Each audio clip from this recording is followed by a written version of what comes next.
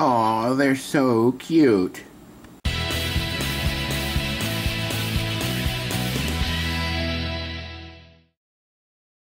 Hey guys, this is Awesome John 22 coming at you today with another review, and as you can see, no clever character-specific intro today because these guys aren't really going to win the now coveted spot of Best Megatron.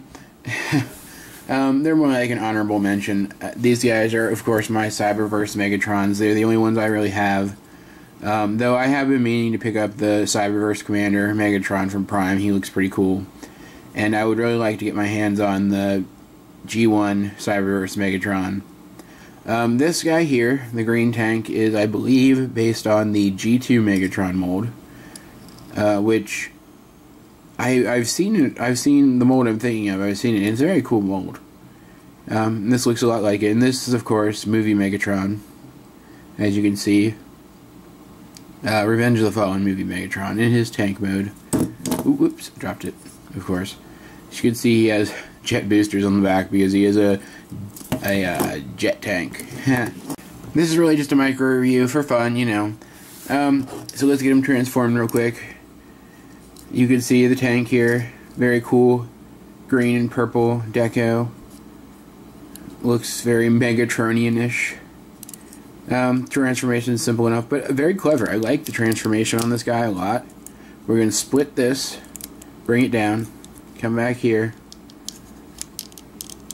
flip out the legs, and now up here we're going to rotate this down, and that exposes his head, which, as you can see, has the gun attached to it, and I really like that. I think that's a really nice touch.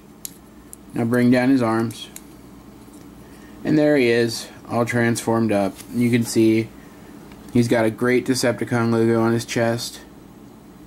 He's got, if I can zoom in close enough on it, there you go, a very nice Megatron head sculpt. I love that head sculpt, and it's a cartoon Megatron head sculpt. Steady my hand a little bit. Very nice. Very nice detail on his cannon. Very nice detail overall. There's a lot of great detailing on this guy. A lot of great paint apps for Cyberverse. Fantastic. He's got good posability, so zooming back out. He's got these transformation joints on the back here that allow his arms to move up and down quite a bit. Then he's also got them on a ball joint that will rotate a full 360. He can rotate his head, his gun along with it,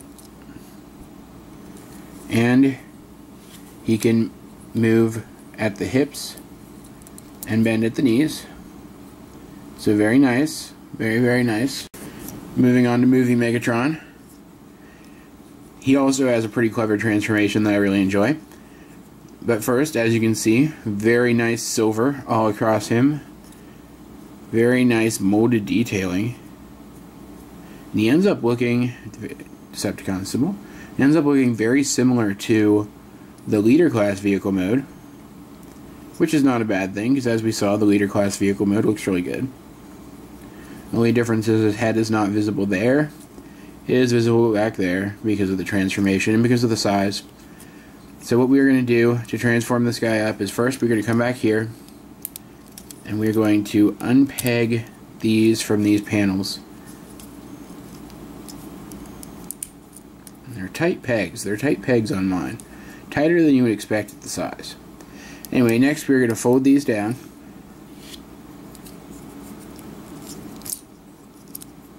And then come up here. We're just going to split this whole thing so that these panels end up on the back. And that gives us our two arms. And he is done. And now I'm going to try very hard to stand him up on the first try without him falling over. But I'm not going to guarantee that it's going to work. Come on, come on, come on, come on. Ah, and it worked. Fantastic. Because he is very top heavy. It's really the only downside to it. And I really like these little guys. Let's take a look at his detailing too. You see he's got a very good head sculpt there as well. A very good movie Megatron head sculpt. Zooming in on it, very great detailing in the chest. Great detailing in the legs. You can see the tread legs are in the right place. The cannon ends up in the right place, though he doesn't get the crab claw arm, which is kind of a shame. And he's more proportionate than the leader class too, which I really enjoy. He ends up having a slightly smaller yet still proportionate left arm, and a slightly larger yet still proportionate right arm. And now he's not going to stand. Great. Yes, his feet are very small. Very, very small. And I guess the designers thought because he doesn't weigh much it wouldn't be a problem, but he has those panels on his back. Anyway, guys, these are the Cyberverse Megatrons that I own.